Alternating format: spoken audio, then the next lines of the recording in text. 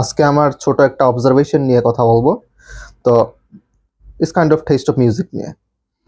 তো আমার হ্যাবিট ছিল যে আমি ইন্টেন্স মিউজিক শুনতে পছন্দ করতাম। এটা not sad song but depressing টাইপের, যেটা ডিপ্রেসড মানুষরা শুনে।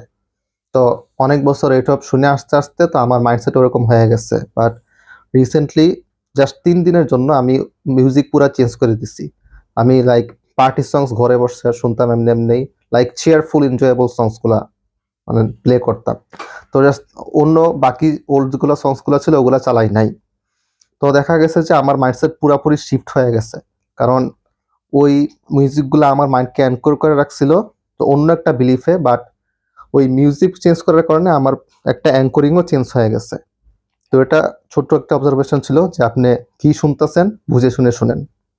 মিউজিক শুনলে ভালোটা শুনেন, যেটা অ্যাটলিস্ট মাইন্ডসেট শিফট না করে।